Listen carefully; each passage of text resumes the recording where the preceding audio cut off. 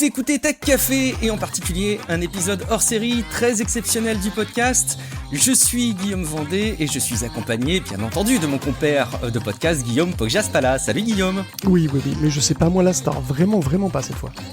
Bah oui, parce que dans cet épisode, on a la chance de pouvoir échanger avec une des figures de la Silicon Valley, c'est Luc Julien. Salut Luc.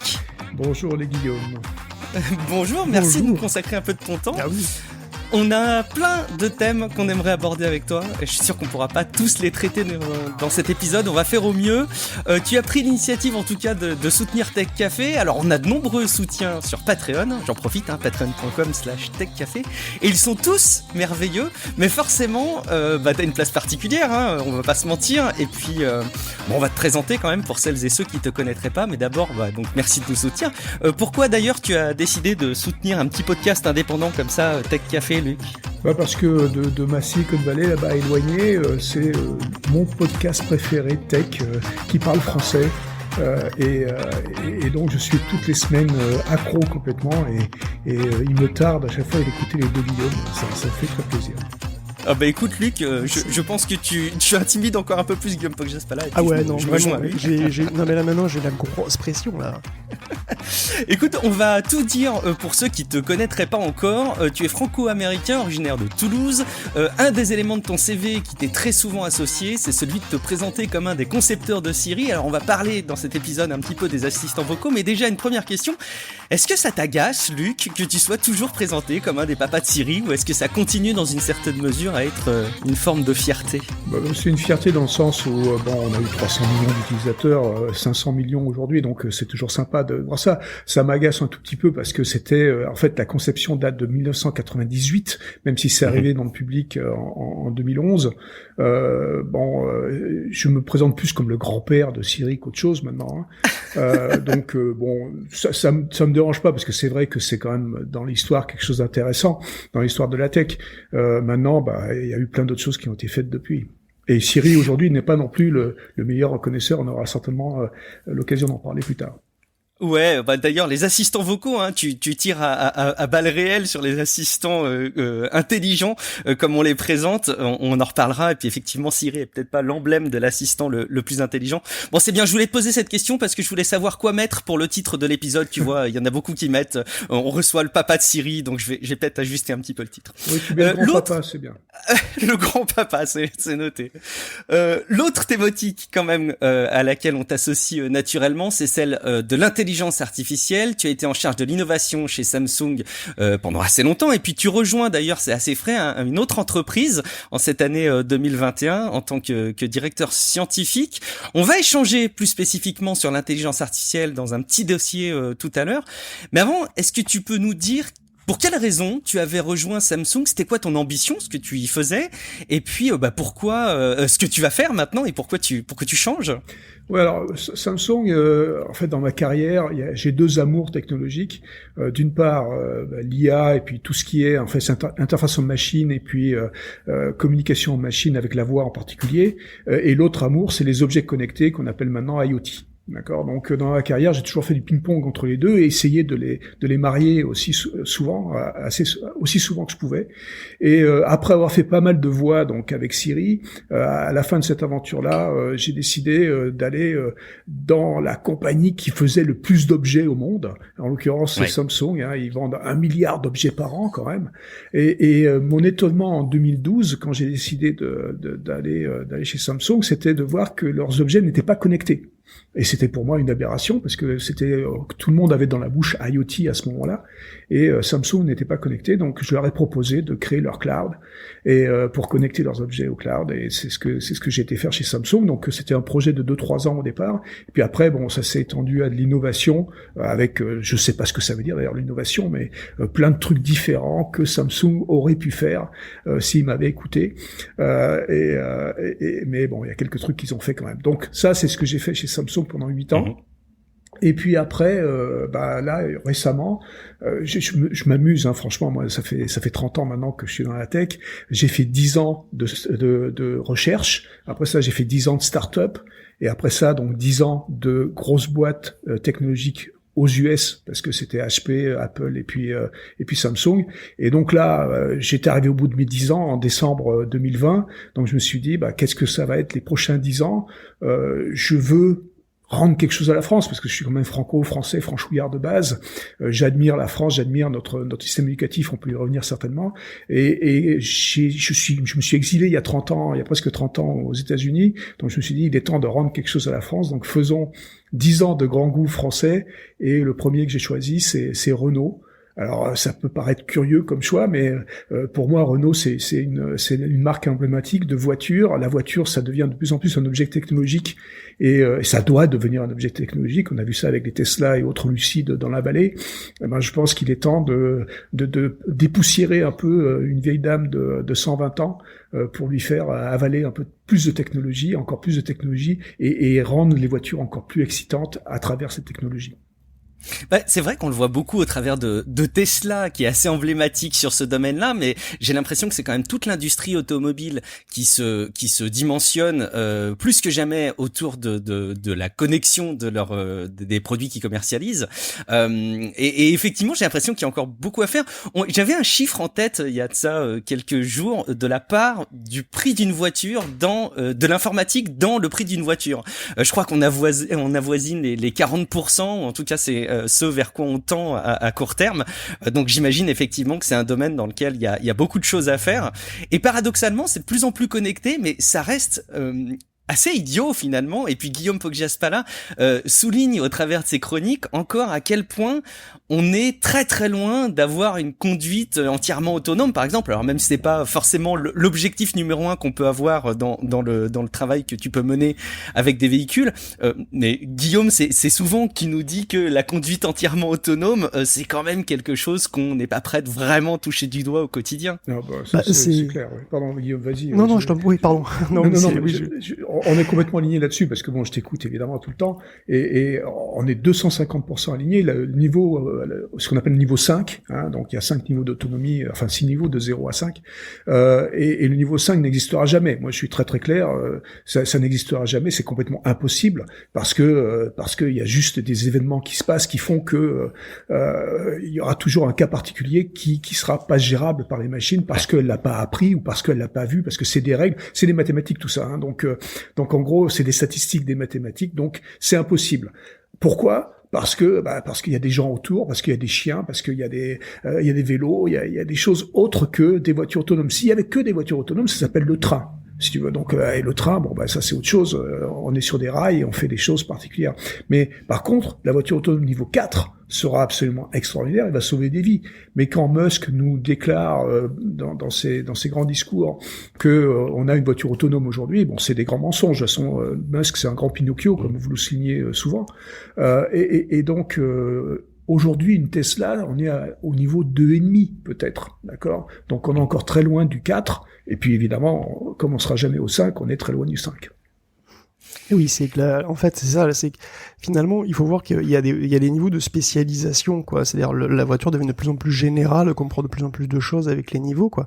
Et le niveau 5, c'est la même chose qu'un être humain.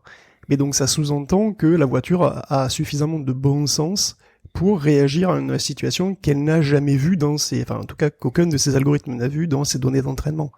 Donc, ça veut dire qu'en fait, elle généralise au-delà, finalement, de ses données d'entraînement, qu'elle a un bon sens comme un être humain.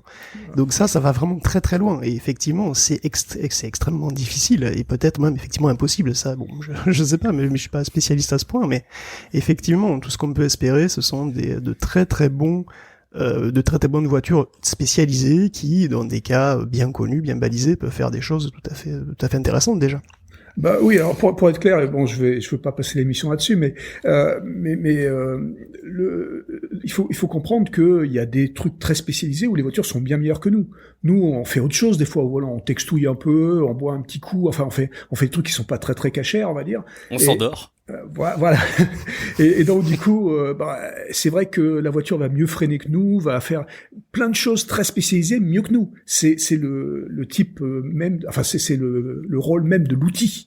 D'accord, un outil fait quelque chose de mieux que nous. Et en l'occurrence, une voiture va mieux freiner, etc., etc. Donc elle va faire des choses mieux, mais comme vient de dire Guillaume, il y a plein de choses générales qu'elle peut pas savoir parce que c'est du bon sens et effectivement des fois de l'empathie même, des choses que nous on va inventer au moment où ça arrive. Parce qu'on va avoir des réflexes qui viennent de beaucoup plus de choses, de notre culture, de plein de choses. Et pour ça, je vais vous donner un exemple qui, pour moi, est l'exemple le plus rigolo. En 2018, en mai 2018, le CEO de Waymo a dit lui aussi que la voiture autonome niveau 5 n'existera jamais. Et il a mis online 10 millions de miles en vidéo qui ont été prises par les petites voitures Waymo, vous savez, celles qui sont un peu partout dans le monde, mais en particulier dans la Silicon Valley. Et donc, c'est de l'enregistrement sur YouTube. Il a mis les 10 millions de miles accessibles. Donc, évidemment, des mecs comme moi, on est allé voir. J'ai pas pu regarder les 10 millions de miles, j'ai pas eu le temps, mais il m'a pas fallu longtemps, en fait, pour tomber sur ce que j'appelle une pépite. Et la pépite, en l'occurrence, c'est quoi ici? On voit la voiture qui roule dans Mountain View. Et puis, au milieu de rien, c'est très chiant, Mountain View, il se passe rien. Et donc, au milieu de rien, la bagnole s'arrête. Punk. Et puis, au bout de 2-3 secondes, elle reprend. Elle fait 2 mètres, elle s'arrête. Elle fait 2 mètres, elle s'arrête. Et puis ça, 3-4 fois. Puis là, il y a toujours un opérateur dans ces bagnoles. Et bon, l'opérateur reprend la main et puis il part avec la voiture. Très bien. Mais là, on se dit, mais qu'est-ce qui s'est passé? Ça n'a aucun sens. Et là, si tu regardes la vidéo, tu vois que sur le côté, il y a 2 mecs qui sont en train de marcher.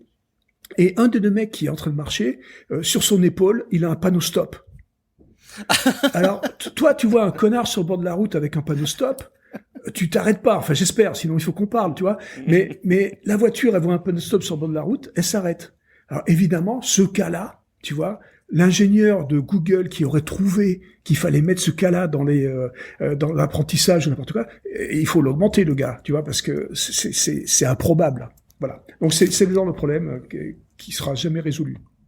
Bah, c'est un petit peu comme on parlait aussi des adversarial examples avec les IA qui, par exemple, si tu mets une pomme et que tu écris, je sais plus ce que c'est exactement, mais ceci est un chat, il y a des IA qui vont dire que la pomme est un chat parce qu'il y a marqué que c'est un chat dessus. Exactement. Et il y a vraiment un problème, effectivement, de ces trucs-là où l'IA est trop spécialisée, en fait. Elle voit pas, tu vois, elle arrive pas à concevoir que ce soit une pomme avec un truc marqué dessus. Il y a l'un ou l'autre, donc il y a un conflit, et puis bon, finalement, c'est un petit peu cette idée. Et pour les voitures autonomes, effectivement, il y a plein d'exemples, que ce soit des exemples intentionnels pour des gens qui voudraient piéger les IA des voitures, parce que ça pourrait arriver un jour, tout simplement, ou non intentionnels, comme là, où c'est juste que la voiture, elle a pas le bon sens de voir que c'est un mec avec un truc sur le dos, bien, Voilà. C'est un de tes cheveux de bataille, hein, Luc, l'intelligence artificielle. Tu as écrit un livre qui s'appelle, et c'est dingue, c'est assez provoquant comme titre volontairement, mais l'intelligence artificielle n'existe pas, ce qui est un comble quand même. On va en reparler de toute façon plus spécifiquement de l'intelligence artificielle tout à l'heure, mais effectivement c'est assez révélateur probablement de la différence qu'il peut y avoir de perception pour le grand public qui se dit waouh, demain les robots vont conduire à notre place toute la journée, on pourra même mettre à disposition notre véhicule quand on ne s'en sert pas pour qu'il soit loué automatiquement à d'autres personnes, et la facilité avec laquelle on peut tromper cette organisation.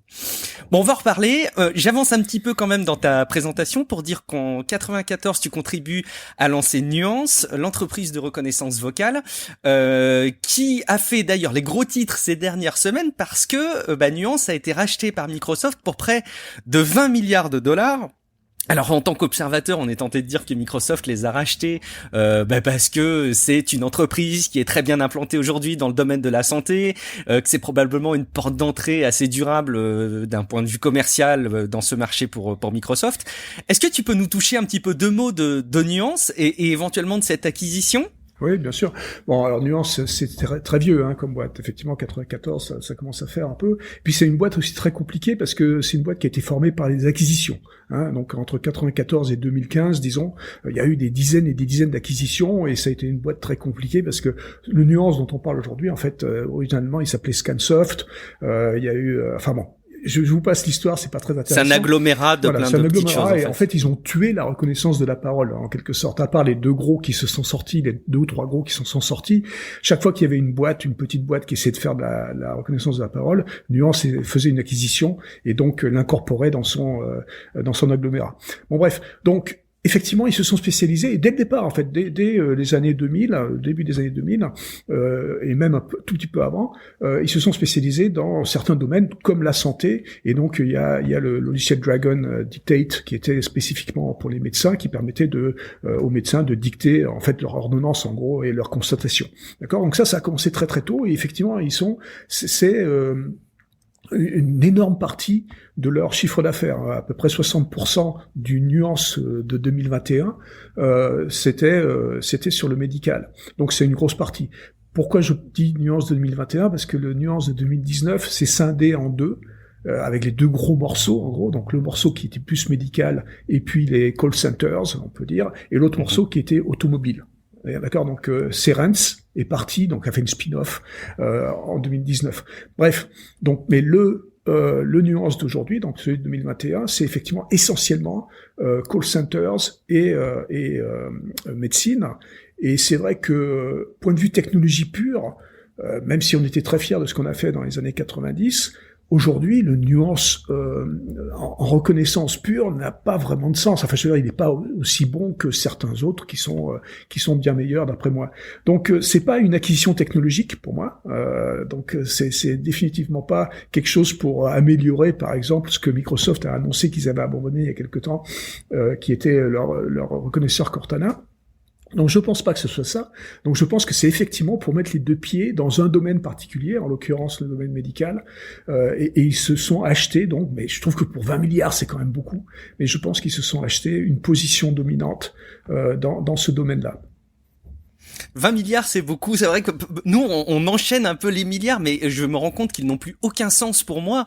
À partir du moment où on a eu des rachats d'applications comme WhatsApp ou Instagram, où on tapait dans le milliard. Depuis, en fait, je reconnais que ça n'a plus du tout de sens pour moi, puisque je n'arrive plus à mesurer ce que représentent ces valeurs. En plus, on est en pleine période là où les entreprises annoncent leurs résultats trimestriels de ce premier trimestre de 2021. Moi, j'avoue que je suis un peu paumé. Alors, on les compare d'une année sur l'autre. Toi, tu dis en tout cas que 20 milliards, c'est beaucoup, c'est ça? Ouais, c'est beaucoup quand tu vois le chiffre d'affaires dont je viens de parler là. C'est 60% de 1,5 milliard, c'est à peu près 1,5 milliard le chiffre d'affaires. Hein. Donc 60% de ça, allez, on va dire c'est 1 milliard. S'il faut rentabiliser ça, ils vont mettre 20 ans pour rentabiliser, tu vois, une acquisition comme ça. Donc c'est quand même beaucoup. Mais ce qu'il faut comprendre, et tu viens de parler des résultats des entreprises de 2020 et 2021, ce qu'il faut comprendre, c'est que ces entreprises de tech, hein, que ce soit les Microsoft ou les Apple, on a vu ça encore hier, ont fait des chiffres absolument dément. D'accord, hein, ça a été la pandémie pour eux a été très bénéfique. D'accord, donc ils ont beaucoup de cash. Et ce cash, il faut le dépenser. Alors de là à le gâcher, je sais pas si c'est une bonne idée, parce que je pense que c'est un peu du gâchis là quand même. Il y a probablement une évaluation aussi de ce que ça leur offre en termes de portes ouvertes et de portes d'entrée dans le monde de la médecine. Mais bon, on va pas s'attarder sur ce sujet-là. Il y aura encore probablement beaucoup à dire. Mais on va aussi s'attarder sur un autre point de repère de ton CV quelque part. C'est évidemment ce que tu as fait pour Siri. En 97, tu as déposé le brevet donc de l'ancêtre de Siri et tu as présenté The Assistant en 99. En 2010, l'entreprise Siri est racheté par Apple et tu rejoins Apple en 2011 pour accompagner le développement.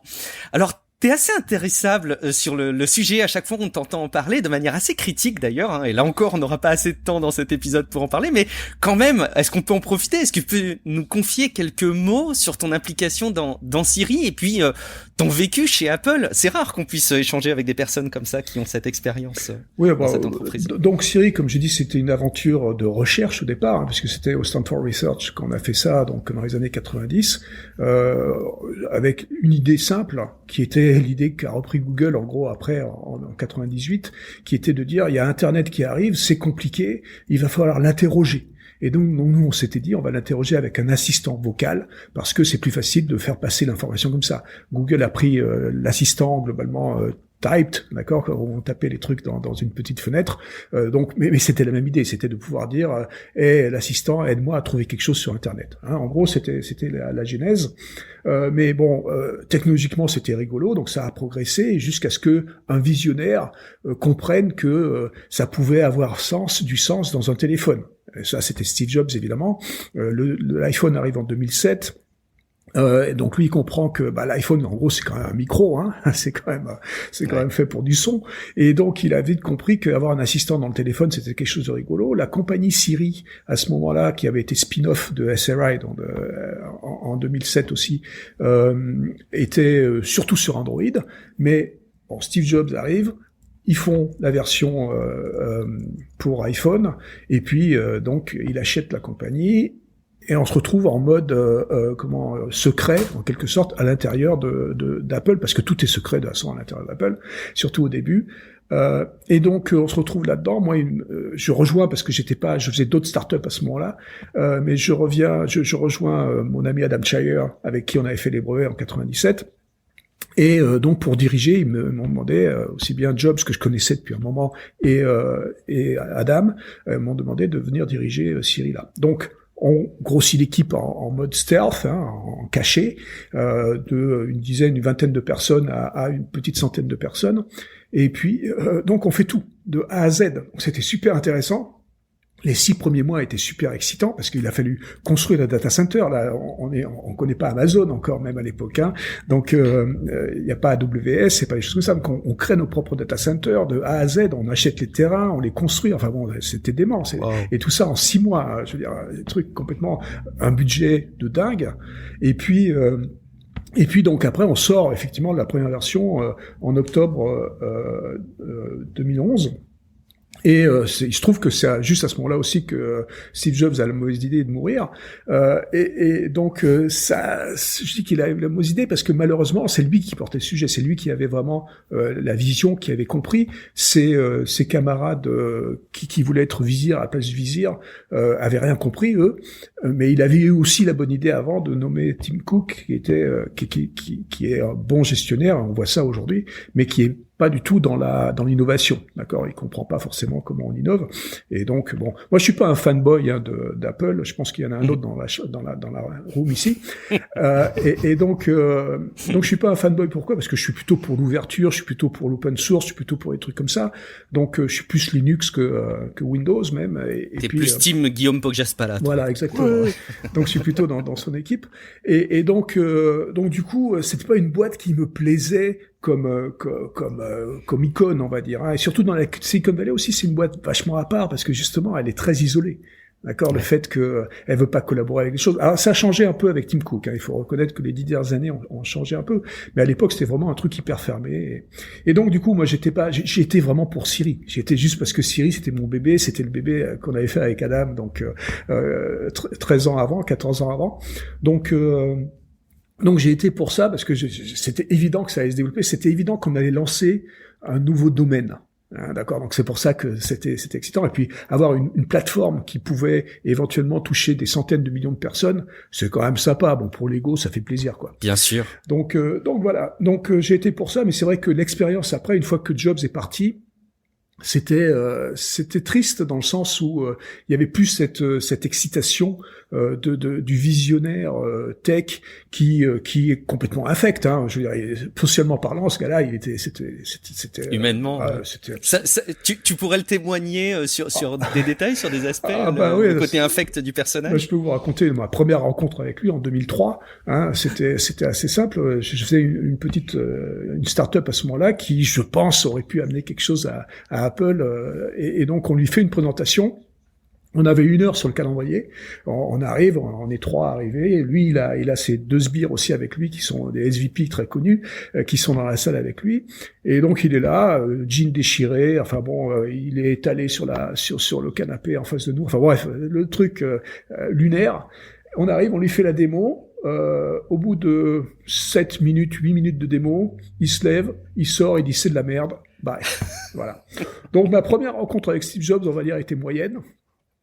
Pour que tu sois aussi élogieux sur certains aspects du personnage après avoir vécu ça, c'est que tu n'es soit pas rancunier, soit il a d'autres éléments qui compensent énormément ce genre de choses. Bah oui, non, il avait d'autres éléments. C'était effectivement un roi du marketing. Il avait des visions intéressantes, hein, d'accord, définitivement. Mais c'est vrai qu'il traitait les gens d'une manière pas tellement agréable.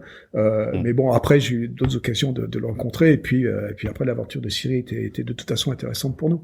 Mais voilà, donc Apple en général, donc une fois que Jobs est parti, malheureusement, après il y a plus cette vision. Et d'ailleurs, c'est ce que je constate aujourd'hui. Les dernières années, il y a quand même très peu d'innovations. Les innovations qui sont arrivées après sa mort, comme la Watch et comme des trucs comme ça, c'est des trucs qu'il avait déjà dans les cartons dès 2008-2009.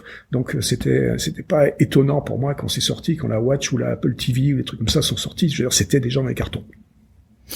Bah c'est quand on est observateur, c'est toujours un peu compliqué de savoir si jamais effectivement il était aussi central dans le fonctionnement d'Apple ou si ça se traduisait aussi par plein de choses. Il y a eu tous les débats à ce sujet-là. Donc toi tu confirmes qu'en fait quand on a une place comme ça d'un CEO aussi engagé dans l'innovation qui disparaît, effectivement ça doit être compliqué pour le développement. Alors justement, tiens, un petit mot, parce que donc on parlait de Siri et d'Apple, mais on va prendre Siri comme probablement un mauvais exemple des assistants vocaux aujourd'hui et parler des assistants vocaux au sens large. C'est un point que tu soulignes assez souvent, mais en fait on le constate quand on les utilise vraiment, c'est qu'en gros ces assistants vocaux, ils ne remplissent pas la promesse qu'ils tenaient ou qu'ils voulaient tenir il y a de ça plusieurs années. Aujourd'hui, on ne mesure plus, et c'est devenu d'ailleurs un élément du quotidien pour les personnes qui les utilisent, d'accepter le fait que Google, Alexa ou évidemment Siri n'arrivent pas à comprendre ce qu'on leur dit. Et c'est le cas parce que ils vont pas trouver la bonne musique, parce qu'ils vont pas comprendre qu'on veut écouter de la musique, ils vont pas comprendre qu'on veut verrouiller la porte. Aujourd'hui, les assistants vocaux, les gens constatent que ils fonctionnent dans une certaine partie, mais ils fonctionnent pas suffisamment fiablement pour être vraiment des choses sur lesquelles on peut se reposer à 100%. Déjà, est-ce que ce constat tu le partages toi, et est-ce que si tu le partages, tu peux nous l'expliquer, nous donner ton explication? Oui. Alors oui, je le partage. Effectivement, c'est loin de ce qu'on pourrait appeler un assistant. Hein. Un assistant humain n'a rien à voir avec les assistants vocaux aujourd'hui. Donc ça, c'est clair, ça revient à l'idée qu'il n'y a pas d'intelligence artificielle, enfin que l'intelligence artificielle n'existe pas, elle n'est pas intelligente en tout cas. Mais bon, on peut y revenir plus tard. Mais donc pour parler des assistants vocaux, on a mis, et c'est notre faute à nous. Hein, je veux dire, c'était la promesse de Siri, c'était de dire que on n'était pas loin d'avoir des assistants, et c'est pour ça qu'il y a des films comme Her, par exemple. Hein, et le film Her, ça a été quelque chose qui était, en gros, qui se reposait sur l'idée de Siri.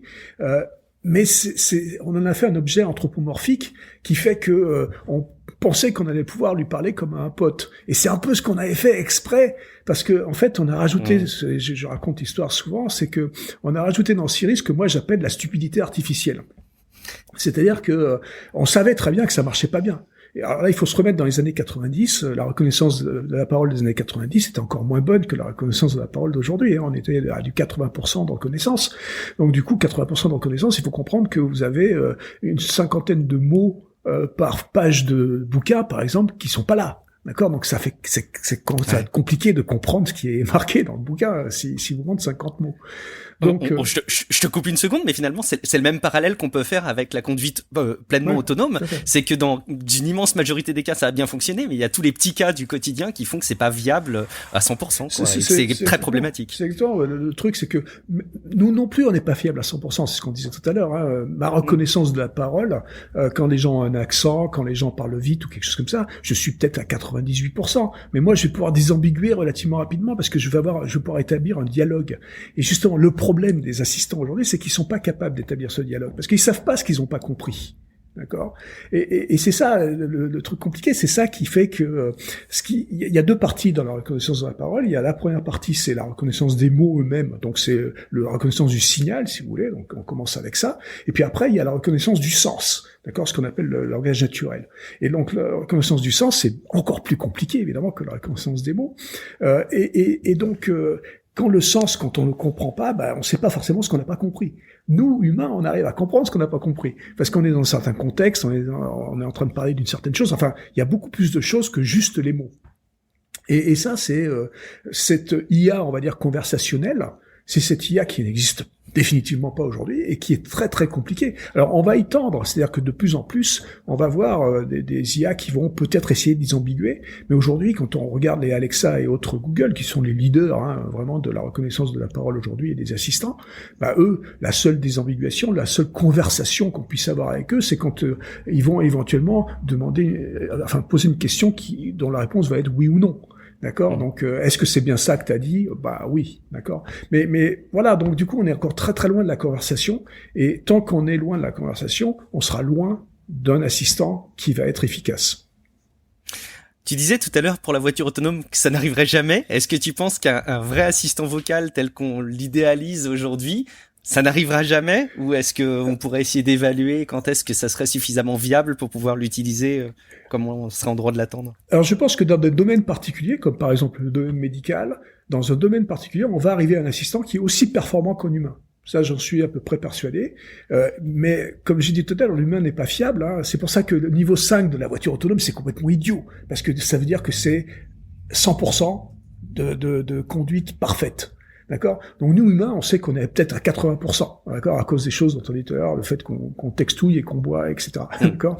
Donc une voiture, quand on va arriver à 90%, ben ça sera déjà super et ça sera donc la voiture niveau 4. Mais 100%, c'est idiot. Ben, l'assistant vocal, c'est un peu pareil, sauf que là, on va mettre la limite, on va la mettre à 98%. Et à 98% dans un domaine particulier, je pense qu'effectivement, un assistant pourra être efficace et simuler, on va dire un test de Turing à ce moment-là, sur un domaine particulier.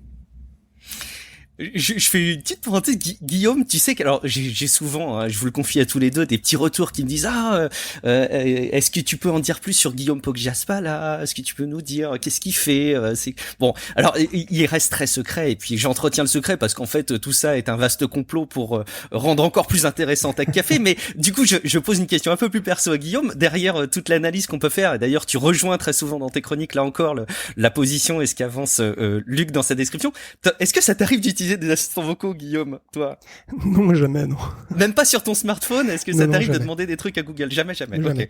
Mais parce que, tout simplement parce que c'est exactement ce qu'on est en train de dire. C'est-à-dire que je trouve que c'est assez rare, en tout cas, pour moi c'est très rare dans mon cas d'usage, que il facilite les choses. C'est-à-dire que finalement, je prends mon téléphone et j'écris sur Google ce que je veux, c'est aussi simple que de dire OK Google avec une chance sur deux qui comprennent pas ce que je dis ou qui cherchent autre chose. Donc pour moi effectivement c'est à peu près pour l'instant qu'il y a encore dans tous les assistants, ça les rend pas suffisamment utiles pour me motiver à les utiliser quoi. Et en plus, quand ils sont pas utiles, ils ne font même pas bien ce que vous aviez réfléchi au départ, Luc, à savoir tromper l'ennemi. Et aujourd'hui, je me rends compte que les phrases qui font la petite blagounette d'incompréhension de l'assistant connecté sont de moins en moins variées, de moins en moins pertinentes. Oui. Le nombre de fois où on entend je n'ai pas compris. C'est vraiment édifiant, c'est-à-dire qu'ils ont même pas amélioré cet aspect-là qui, d'un point de vue technologique, n'est pas très ambitieux, mais qui était très malin au départ. Tu le décris assez souvent d'ailleurs, ça ressemble à la conversation des humains en boîte de nuit quand ils se comprennent pas, c'est ça? Ouais, c'est ça. C'est ce que je disais tout à l'heure à propos de la bêtise artificielle, de la stupidité artificielle. Ça, c'est effectivement l'idée de base, c'était de dire mettons-nous dans une boîte de nuit, on est un peu bourré, il y a beaucoup de bruit, donc on comprend à peu près 50% de ce que dit la personne en face, mais on est quand même intéressé, donc on a l'air un peu con comme ça, elle nous parle, mais on comprend rien, mais on fait quand même, on la regarde dans les yeux, on hoche la tête et on fait comme ça. Voilà. Donc c'était un peu ça, la stupidité artificielle de Siri. On a rajouté ce côté un peu débile, mais qui était en fait très humain. Et c'est aussi l'erreur qu'on a faite, parce que justement on a mis un côté anthropomorphique à ce machin-là. On aurait dû dire dès le départ que c'était pas vrai, quoi. Parce qu'il y a des gens qui sont tombés dans le panneau, quand même. Donc c'est ça qui est embêtant, et il fallait pas croire.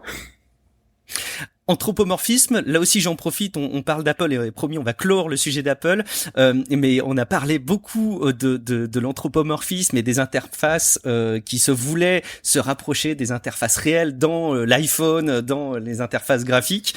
Ouais. Je peux pas m'empêcher de te demander un petit témoignage de Scott Forstall avec qui tu as travaillé et qui a été très volontaire sur cette démarche-là. Tu peux nous toucher un petit mot, je sais que c'est pas... ça c'est pas mon pote. Je dois dire que c'était mon patron une fois que Jobs est parti, donc c'était mon patron direct. C'était un cauchemar, ce gars. Il voulait ressembler à Jobs, et donc il se prenait pour le vizir à la place du vizir, mais vraiment pour un vizir, quoi. Donc il était absolument infect avec les gens avec qui il travaillait.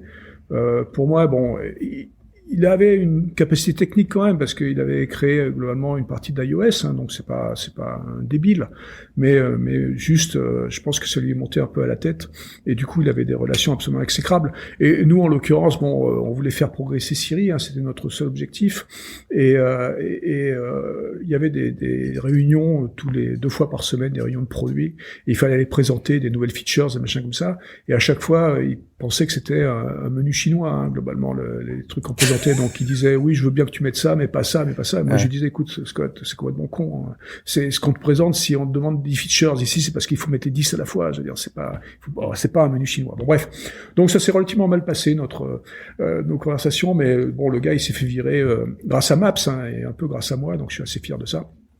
Parce que Maps, ça a été quand même une catastrophe, hein. C'était sous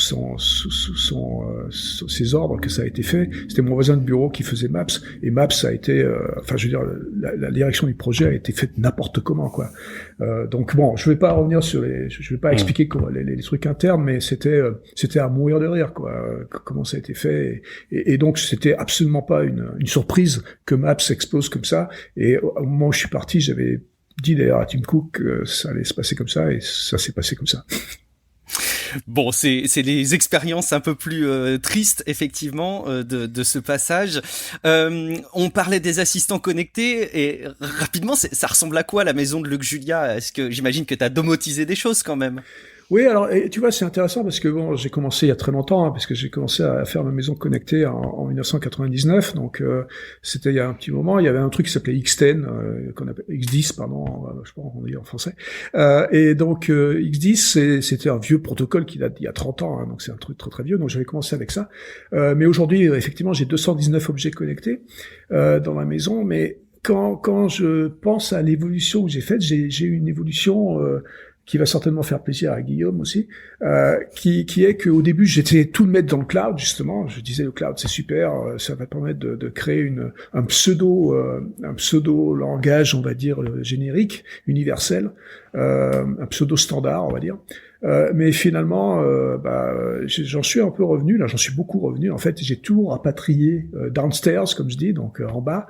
Et j'ai enlevé pratiquement tous mes objets. J'ai enlevé tous mes objets du cloud, en fait, pour faire un cloud local. On va dire, bon, il y a des gens qui me demandent toujours ce que ça veut dire un cloud local, mais en gros, c'est un cloud qui me permet, point de vue purement vie privée, etc., de garder toutes mes données, et puis les objets continuent à se parler entre eux, mais dans ce cloud local, et ils me rendent des services grâce à ce cloud local. Donc c'est quelque chose qui a évolué aussi, mais c'est vrai que depuis 99, donc un peu plus de 20 ans maintenant, j'ai créé cette maison connectée, et je dois dire qu'elle nous rend plein de services, hein, mais ça n'a pas rendu un bon service à mes enfants, par contre, parce que quand ils vont chez des gens, ils se demandent pourquoi les lumières s'allument pas dans les toilettes automatiquement quand ils rentrent, ils se demandent pourquoi les trucs sont pas tout magiques.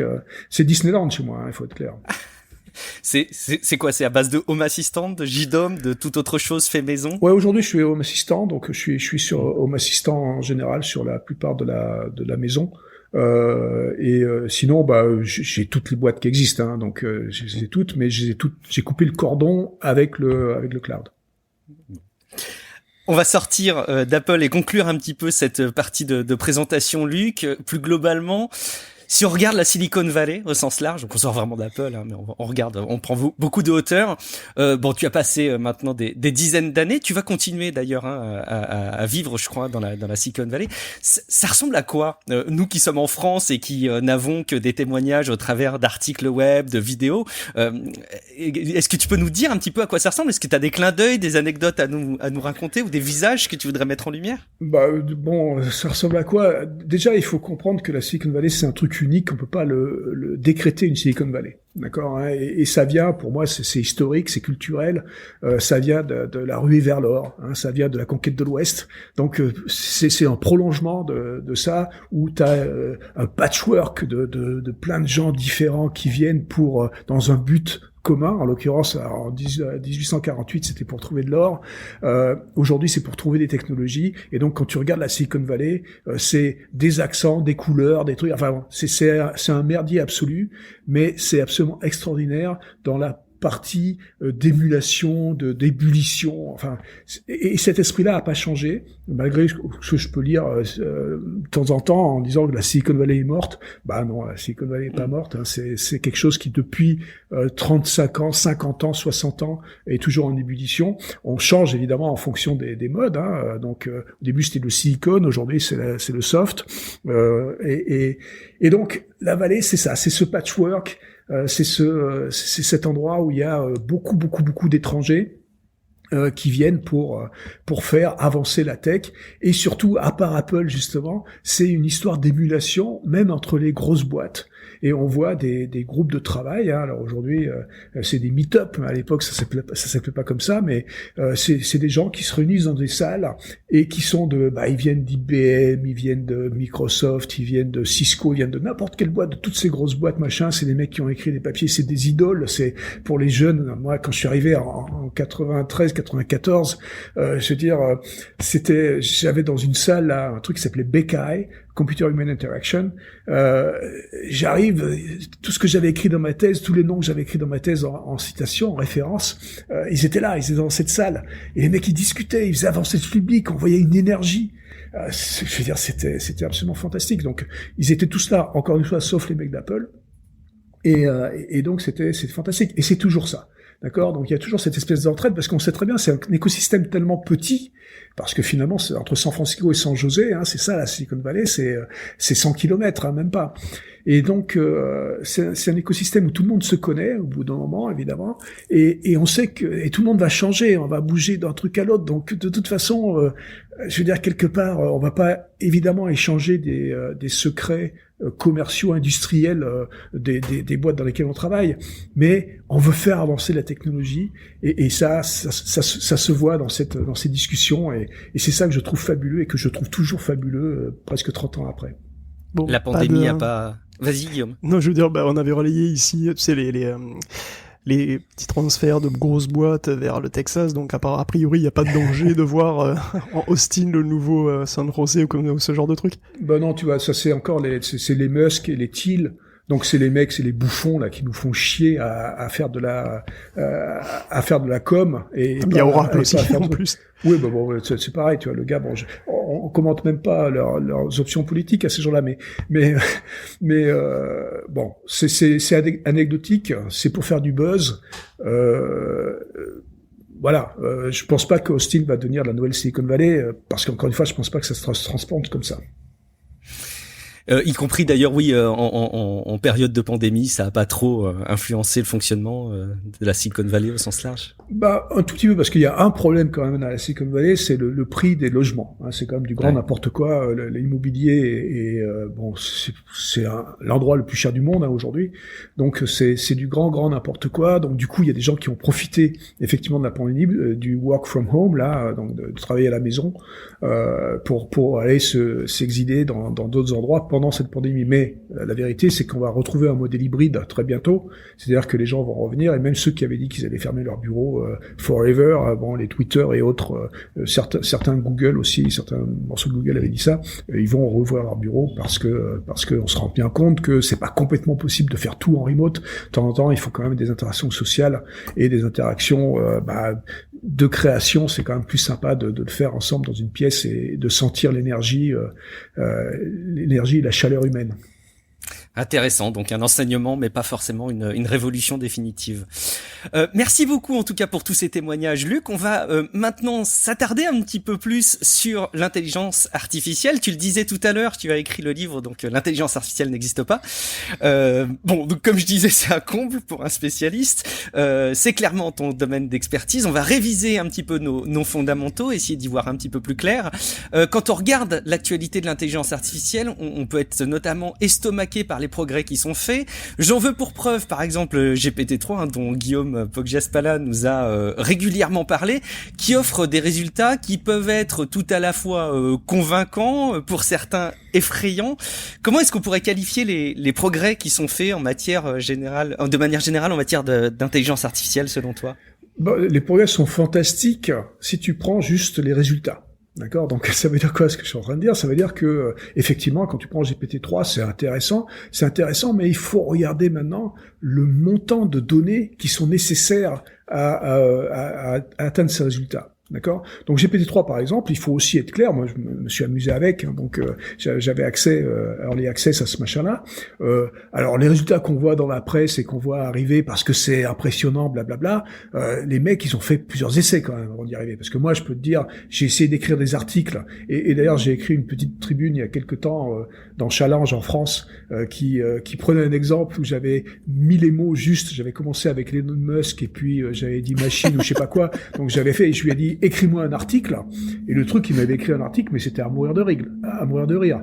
Donc, et puis j'avais fait 2-3 fois, il y en avait sur les 2-3 fois, il y en avait un qui avait du sens, et puis les deux autres, c'était n'importe quoi, d'accord? Donc, il faut quand même aussi un peu comprendre que tout est basé sur des statistiques. D'accord, donc Guillaume l'a expliqué 1000 fois. Hein. Il y a beaucoup de données qui sont mises, et en fait, ce qu'on essaye de trouver, on essaye de trouver des trucs qui ont été dits déjà quelque part un jour dans le monde et qui correspondent à peu près à ça. En gros, c'est ça les intelligences artificielles d'aujourd'hui.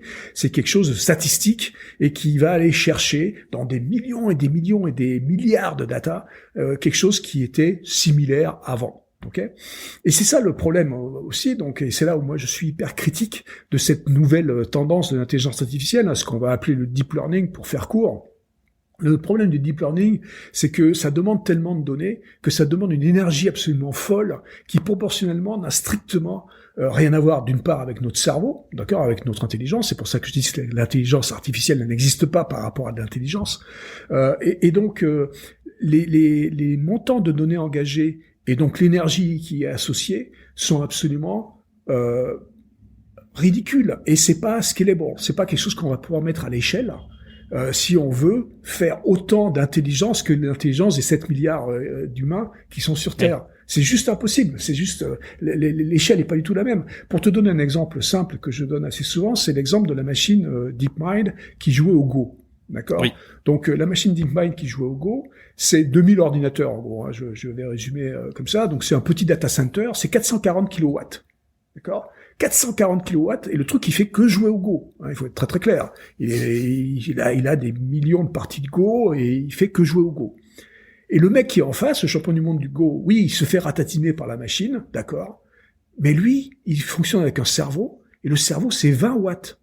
C'est 20 000 fois moins. D'accord, 20 000 fois moins, et le gars, en plus, bon, même s'il est quand même un peu obsédé par le Go, il fait autre chose. Il parle, il fait la cuisine, il fait d'autres trucs, le gars. D'accord?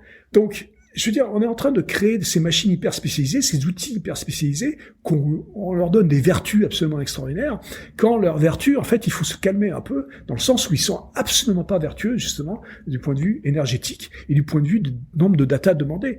Et ça amène aussi un autre problème, qui est celui de justement, le ownership, alors je suis désolé pour les anglicismes, mais, pour la propriété des données, ça va être que les grosses boîtes, qui vont pouvoir avoir beaucoup de données, qui vont pouvoir avoir des machines comme ça. Donc c'est embêtant aussi ça. Ça veut dire que ça va être les Amazon et les Google qui vont et les Facebook qui vont ramasser tellement de données que eux ils vont pouvoir se payer des systèmes qui font ça entre le power nécessaire, donc la puissance nécessaire, la puissance de calcul, la puissance électrique nécessaire et le montant de données. Ça va diminuer l'accès en quelque sorte à l'intelligence artificielle.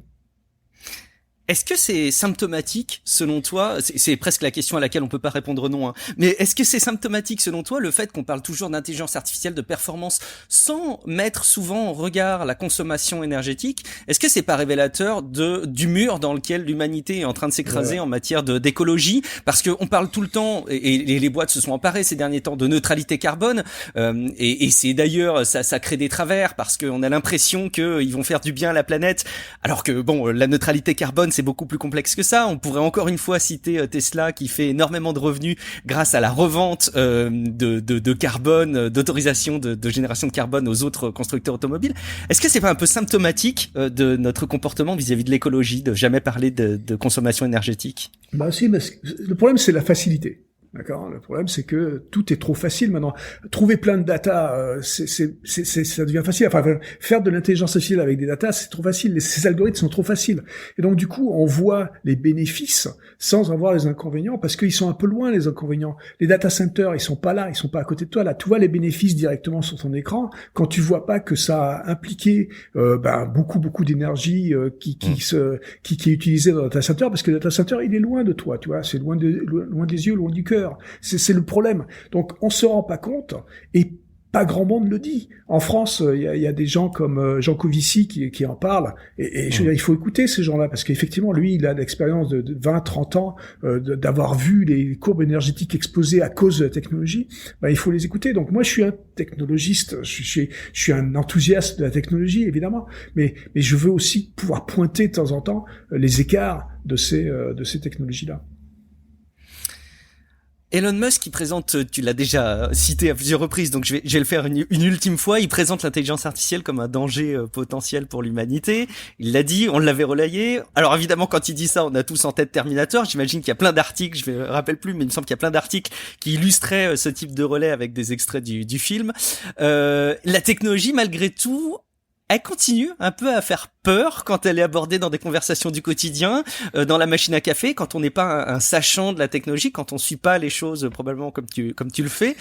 Dans le monde professionnel, elle est souvent fantasmée, utilisée pour tout et n'importe quoi. Donc toi, t'as envie de tirer à boulet rouge sur ce type d'affirmation et ce type de ressenti finalement. Bah oui, parce que la technologie, elle fait rien. Je veux dire, on disait tout à l'heure, l'intelligence artificielle, elle est complètement con. D'accord, il faut être clair. La technologie, c'est nous. C'est nous qui décidons comment l'utiliser. C'est nous qui décidons quelles sont les régulations, les règles et tout ça. Donc à la fin, la technologie, ça veut rien dire. La technologie, c'est nous qui la créons, c'est nous qui l'utilisons. Donc si on pense qu'à un moment donné, il y a quelque chose qui est pas bien, il faut qu'on s'éduque. Le mot-clé dans tout ça, c'est l'éducation. C'est de comprendre, d'essayer de comprendre au mieux, d'aller chercher les informations le plus possible pour pouvoir s'éduquer sur ces sujets et pour pouvoir en parler, pour pouvoir après collectivement faire prendre des décisions, demander à nos députés, c'est aussi là où la démocratie devrait pouvoir marcher, les députés aussi doivent pouvoir s'informer, et on doit pouvoir avoir des régulations après qui sont un reflet de ce que veut la société. Et puis ça amène des notions d'éthique, où il y a l'éthique personnelle, l'éthique d'entreprise, l'éthique de groupe, l'éthique d'un pays, même à la limite, qui fait que on va décider d'une régulation, on va décider de comment utiliser les choses. Je compare les technologies en général, donc c'est des outils, pour moi c'est très clair, je compare souvent ça à un marteau, d'accord. Donc l'intelligence artificielle, c'est un marteau, finalement c'est une intelligence artificielle, d'accord. Ça fait quelque chose de très bien pour moi, ça me fait moins mal à la main quand je plante un clou, et ça fait le job, d'accord, ça fait le job très très bien. Eh ben un marteau, je tiens le manche, c'est moi qui décide de comment l'utiliser. Si un jour j'ai envie de taper sur la tête de Guillaume, je peux le faire. Lequel ? N'importe lequel. mais je peux le faire, mais c'est pas bien. Et on va être tous d'accord que c'est pas bien, et puis il va avoir mal, etc. D'accord? Et donc la société un jour a décidé que taper sur la tête du voisin, c'est pas bien. Ça va pas empêcher de le faire. D'accord? Mais je vais devoir en répondre si je le fais. Donc, ces technologies, on en tient le manche. C'est exactement comme le marteau. On décide de quoi en faire. De temps en temps, il y a des gens qui vont mal l'utiliser. S'ils l'utilisent mal dans la notion de société qu'on est en train de définir, il faut qu'ils en payent les conséquences. Ouais, c'est pas pour autant que les robots vont se soulever demain et nous tirer dessus avec... ça c'est un autre truc qui m'horripile. Un jour, je parlais avec Musk justement de ça. Je dis, il faut arrêter de raconter n'importe quoi. Tu imagines un robot qui est en train d'assembler les bagnoles dans les usines de Fremont de Tesla. Un jour, le robot, là, au lieu de visser un truc, là, il décide, pouf, il se retourne et il décide de planter son tournevis dans l'œil du mec qui est en train de le surveiller. Non. Mais est-ce que c'est vraiment ce qu'Elon Musk a en tête, et est-ce que c'est vraiment ou est-ce qu'il joue de ça, ou est-ce qu'il entretient le doute, ou est-ce qu'il utilise ça comme une image pour témoigner d'autre chose, auquel cas la pédagogie est pas géniale, mais non, la pédagogie est pas géniale, mais oui, il joue de ça parce que ça lui permet de faire du buzz, ça lui permet, parce que c'est dans l'inconscient, c'est ce dont on a toujours des petites peurs, et puis les médias jouent là-dessus parce que c'est beaucoup plus sexy de dire que les robots vont nous tuer que de dire que les robots c'est des maths. Je veux dire, donc lui il joue de ça pour faire son buzz, c'est clair, et puis pour faire aussi la promo de ses boîtes à lui. Il est là pour faire. C'est un génie du marketing, ce qu'il faut être très clair. C'est tout.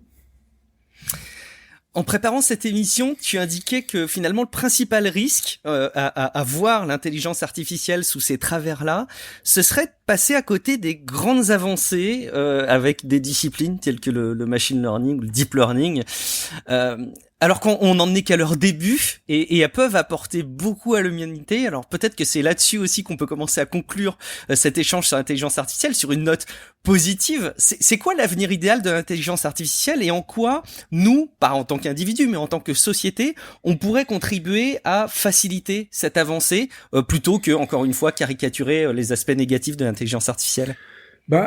Il faut utiliser ces outils. Déjà, il faut les comprendre. Il faut comprendre comment ils marchent. Il faut comprendre leurs limites. Il faut comprendre aussi quels sont, quand ils marchent, quels sont les impacts on a parlé déjà les impacts écologiques. Donc, il faut qu'on comprenne un peu tout ça. Il faut qu'on en fasse un tout. Il faut pas qu'on voit juste les résultats. D'accord? Mais après, une fois qu'on comprend donc ça, il faut faire des choix. C'est une balance. Tout est une balance à la fin. Hein. C'est-à-dire que il va falloir. Si tu me dis, je vais créer un système d'intelligence artificielle qui va prendre pas mal d'énergie et tout ça, mais ça va résoudre le cancer du sein, ouais. Tu vois, je vais te dire, ouais, je pense que c'est plutôt une bonne idée. Et tu me dis, je vais utiliser le même montant d'énergie pour jouer au dernier jeu débile à la mode. Bon, là, tu vois, j'ai plus de mal. Donc, mais tout ça, c'est une négociation. C'est un choix de société, c'est un choix éthique encore, qui peut être personnel ou qui peut être plus important dans un groupe. Mais c'est ça. Donc, du coup, comprendre comment ça marche, comprendre vers où on peut aller, et après, comprendre aussi que ça peut faire des choses absolument extraordinaires. On parlait de la voiture niveau 4 tout à l'heure. La voiture niveau 4, pour moi, c'est extraordinaire parce que aujourd'hui, je sais pas exactement en France combien on a de morts sur les routes, mais j'imagine que c'est dans les 2000, 3000, un truc comme ça.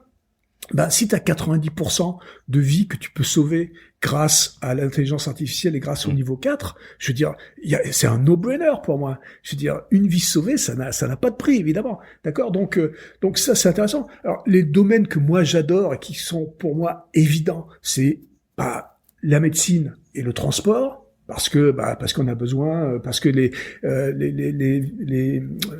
populations vieillissent et donc ils ont besoin aussi de se transporter d'une manière plus autonome, etc. Donc ça donne des possibilités à des gens qui n'ont pas la possibilité de se transporter, les aveugles, etc. Bon, on peut imaginer plein de choses. Donc il y a des choses extraordinaires à faire avec la technologie, d'accord? Il faut peser le pour et le contre. Le pour moi, c'est si ça sauve des vies, si ça améliore la vie des gens. Donc, les 3 domaines qui sont mes domaines que j'adore, c'est donc la médecine, le transport, et puis je dois dire la maison connectée, la vie à la maison, parce que c'est vrai qu'avec ces 20 et quelques années d'expérience d'avoir une maison connectée, c'est quand même super agréable d'avoir rien à faire dans la baraque et qu'elle fasse tout seul, quoi. Je veux dire, ça, je me suis un peu trop habitué.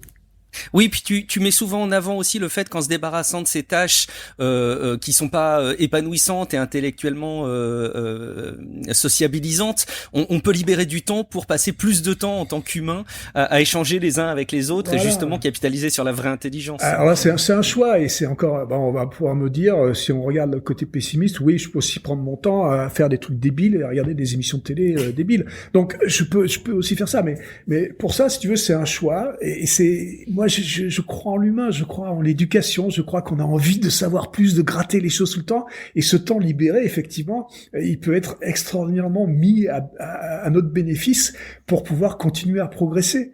Parce que notre cerveau, il va pas rabougrir. Alors par contre, là, je donne aussi souvent l'exemple d'un film qui s'appelle Idiocratie. Je sais pas si vous avez vu ce film. La bonne nouvelle, c'est que c'est un film idiot, mais qui dure qu'1h05. D'accord, donc ça dure pas trop longtemps, ça va. Mais Idiocratie, c'est intéressant quand tu regardes au 18e degré peut-être, parce que tu te rends compte que tu peux avoir une société effectivement qui va être complètement mise à sac, en gros par la technologie. Mais quand tu regardes bien, évidemment, c'est pas mis à sac par la technologie, c'est mis à sac par un groupe qui a décidé de mettre un autre groupe sous son joug grâce à la technologie, d'accord. Donc il y a toujours un humain quelque part qui décide, d'accord. Donc c'est une dictature. Mais les humains leur sont devenus complètement idiots, d'accord. Ils arrosent leurs plantes avec du Gatorade, ils regardent des émissions débiles toute la journée, ils sont affalés à bouffer des chips sur leur canapé. Donc oui, tu peux avoir une société d'idiots, tu peux créer grâce ou à cause de la technologie une société d'idiots. Mais c'est un choix qu'on fait nous en tant que société. C'est l'être humain décrit dans Wall-E par certains aspects. Il est pas si caricatural que ça d'ailleurs dans ce film. Derniers éléments de cet échange, Luc, je te donne 2 jokers et je te laisse prendre l'un, l'autre ou les deux des thématiques qui nous sont chères dans Tech Café de l'actualité de ces dernières semaines. Les crypto-monnaies et de l'autre côté, la conquête spatiale avec encore une fois ces projets de s'orienter vers la Lune, vers Mars. Alors on est plus ou moins selon les sujets rattachés à l'intelligence artificielle et sur les domaines d'expertise que tu as, mais je suis persuadé que t'as des regards sur ces 2 thématiques. La crypto-monnaie, alors je suis à 250% aligné avec ce que nous a raconté plein de fois Guillaume. Il a décrit et redécrit. Je veux dire, c'est une aberration. C'est une aberration. C'est juste une aberration écologique, mais c'est une aberration économique aussi. Enfin bon, c'est juste une aberration, c'est une mode en ce moment. D'accord? Ça n'a aucun, enfin, on parlait de mise à l'échelle tout à l'heure. La mise à l'échelle de la crypto-monnaie, n'est juste pas possible. D'accord? Donc. On parlera pas des NFT, alors non plus. Le NFT, encore là, c'est encore autre chose. Enfin, bon, là, je voudrais que vous reportiez aux nombreuses émissions dans lesquelles Guillaume a fait ses exposés qui sont excellents et qui sont très très clairs. Pour ce qui est de la conquête spatiale, moi, je comprends pas. C'est pas un truc que, tu vois, je suis peut-être un peu trop vieux, je sais pas, mais si c'est juste pour dire, on est en train de pourrir notre planète, il faut aller en chercher une autre pour aller s'y exiler. C'est un peu le discours de Musk, si tu veux. Ça m'inquiète un tout petit peu, quoi. Si c'est ça le but. Si c'est pour aller explorer le monde, aller trouver les petits hommes verts, bon, là, c'est peut-être plus rigolo, mais bon, je vais prendre mon joker là-dessus. Bon. Merci beaucoup Luc, vraiment merci beaucoup du temps que tu nous consacres et puis de la générosité que tu as en nous partageant tous tes témoignages. C'est très très précieux évidemment pour nous et j'imagine pour les personnes qui écoutent Tech Café. Guillaume, est-ce que tu as un mot de la fin, une ultime question, quelque chose qui te brûlerait les lèvres ou... Non, mais je voudrais remercier énormément évidemment Luc d'être venu et de dire plein de gentillesse sur nous. Ça fait toujours énormément plaisir, forcément. Et oui, il faut avoir confiance en l'humain. Je veux dire, on peut prendre un exemple qui a l'air d'avoir absolument rien à voir, mais si on laisse du temps aux gens, ils s'affalent pas forcément dans la télé, ils se droguent pas, ils deviennent pas alcooliques. Il y a des essais qui ont été faits de revenus de base, par exemple, dans certains États américains ou dans certaines parties du monde. Et à aucun endroit, on a constaté, quand on donnait un revenu de base aux gens et qu'on leur donnait plus de temps, à aucun endroit on a constaté qu'ils devenaient camés ou alcooliques, en fait. Ouais.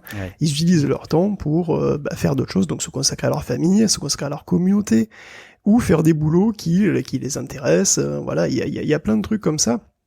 Effectivement, il faut de créativité. Oui, voilà, il faut faire confiance aux gens et oui, la technologie ça peut être quelque chose de formidable et il faut que la société s'en empare, quoi. Il faut pas juste que les entreprises privées fassent ce qu'elles veulent, il faut aussi que la société civile s'en empare, oui, c'est sûr. On aurait matière à développer sur les thèmes de l'éducation. Oui. Et quand on est d'accord, de toute façon, moi je suis d'accord évidemment, forcément. Donc j'ai pas beaucoup plus de choses à dire, si ce n'est merci beaucoup. Luc, merci beaucoup d'avoir passé ce temps avec nous. Où est-ce qu'on peut te retrouver à titre individuel ? Un peu comme Guillaume. Voilà, c'est au même endroit, c'est-à-dire que je suis pas sur Facebook, non, ne cherchez pas. On peut te retrouver dans ton livre quand même, l'intelligence artificielle n'existe pas, qui va vous redétailler les éléments qu'on a abordés dans les grandes lignes dans cet épisode. Merci beaucoup. Bon Guillaume, je te demande pas où on peut te retrouver. Par contre, on peut nous retrouver tous les deux chaque semaine dans Tech Café pour l'actu tech et ses enjeux de société. Merci beaucoup Luc, merci à vous de nous avoir écoutés. On vous dit rendez-vous dans une semaine pour un prochain épisode de Tech Café. Ciao à toutes et à tous. Ciao à tous. Merci beaucoup.